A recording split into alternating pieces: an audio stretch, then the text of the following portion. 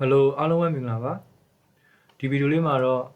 Microsoft Excel file တွေထဲမှာ freezepanes ဘယ်လိုလုပ်ရမလဲဆိုတာကိုရှင်းပြပေးသွားမှာဖြစ်ပါတယ်ဒီမှာခေါင်းစဉ်မှာဆိုလို့ရှိရင်ဒီမှာ view tabs ကိုတွားလိုက်ပါအဲ့ဒီမှာဆိုလို့ရှိရင်ဒီမှာ freezepanes ဆိုတာရှိပါတယ်ဒီနားလေးမှာအဲ့တော့နှိပ်လိုက်လို့ရှိရင် options 3ခုရှိပါတယ်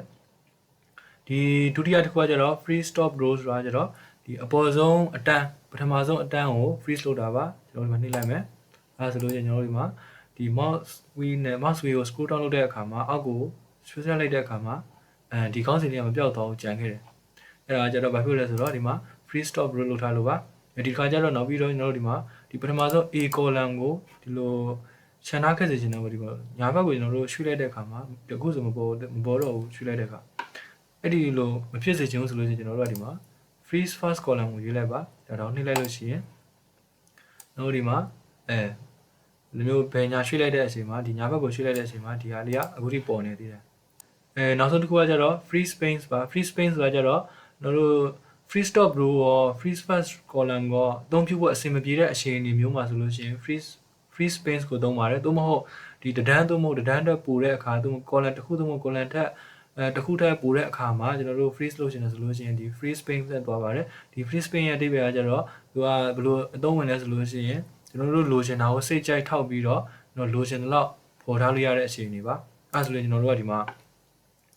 တို့ဒီ top row နဲ့လုပ်မယ် freeze top နဲ့လုပ်မယ်ဆိုလို့ရှိရင်ဒီမှာကျွန်တော်တို့လိုချင်တဲ့ဒီခေါင်းစဉ်တန်းလေးက top row မှာမရှိတော့ဘူးဘယ်ဒီလောက်လိုက်လို့ရှိရင်ဒီအပေါ်ကဒီခေါင်းစဉ်ကြီးပဲကြံခဲ့မယ်ဒီဟာကိုကျွန်တော်တို့မလိုချင်ဘူးနောက်ပြီးဒီမှာ first column ကို freeze လုပ်မယ်ဆိုလို့ရှိရင်ဒီမှာဒီနံပါတ်တွေပဲကြံခဲ့မယ်တို့ဒီနံပါတ်လူနာမည်တွေကမပေါ်တော့ဘူးအဲဒါကြောင့်ဒီအချိန်ဒီလိုဒီဇာတ်မှာအချိန်မှာကျတော့ဒီနှစ်ခုလုံးကိုသုံးလို့မရတော့ဘူးအဲ့လိုဆိုလို့ရှိရင်တို့ကဘာ position လဲဒီနံပါတ်3ခေါင်းစဉ် position ဆိုလို့ရှိရင်အဲ့ဒီခေါင်းစဉ်အတိုင်းရဲ့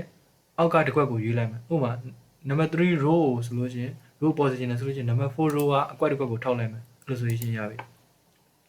နောက်ပြီးတော့တစ်ခုစဉ်းစားမှာကတော့ဒီဟာကိုအရင်ဆုံးလုပ်ကြည့်လိုက်မယ် okay ဒီမှာခေါင်းစဉ်ပေါ်လာပြီနောက်ပြီးဒီဘက်မှာဘယ်ထိ position လဲဆိုတော့ကျွန်တော်တို့ name ထိ position ထားလိုက်အဲ့ဒါဆို name ထိ position နဲ့ b column မှာအဲ့ဆို b column ထိ position နဲ့ဆိုလို့ရှိရင်ကျွန်တော်တို့ကဒီမှာတော့ဒီခုနက unhide လုပ်ထားလို့ b column နဲ့ကတ်လျက်က e ရှိတယ်ဒီနားလေးကိုထောက်လိုက်မယ်အဲ့ဆိုရင်ဒီ name ကိုပေါ်မယ်ဒီဘက်ခေါင်းစဉ်တန်းလေးကိုပေါ်မယ် freeze လုပ်လိုက်မယ်ပထမ unfreeze လုပ်လိုက်မယ်နောက်ပြီးနောက်တစ်ခါ freeze လုပ်လိုက်မယ် okay မဆိုလို့ရှိရင်ခေါင်းစဉ်ကြံခဲ့တယ်နောက်ပြီးကျွန်တော်ညာဘက်ရွှေ့လိုက်မယ်ဆိုလို့ရှိရင်လူနာမည်လေးကြံခဲ့ပါတယ်ဟုတ်ပါပြီဒီနေ့ပြောသွားတာကတော့freeze panel freeze space အကြောင်းပါအဓိကဒီ freeze space ကပဲလို့အသုံးဝင်လဲဆိုလို့ရှိရင်ဒီမျိုးခေါင်းစဉ်အများကြီးမှာအောက်က data တွေအများကြီးပဲအဲ့လိုဒီမျိုးမှာအောက်ကိုဆွဲချသွားတဲ့အခါရှက်လက်တွေကြီးတဲ့အခါမှာဒီလိုမျိုးမြင်သာထင်သာရှိအောင်လို့ကိုတက်ဆိုင်ရာခေါင်းစဉ်တွေကိုမြင်သာတရားရှိအောင်လို့ဒီနောက်ပြီးတော့ဒီဘက်မှာလူနာမည်လေးတွေကိုသူရဲ့အရှက်လက်တွေကိုဒီဘက်ကိုဆက်ကြည့်သွားတဲ့အခါသူ့နာမည်ကတက်ဆိုင်ရာရှက်လက်တွေနဲ့ပေါ်နေအောင်လို့အဲ့လိုမျိုးအခြေအနေမှာအသုံးပြုလို့ရှိပါတယ်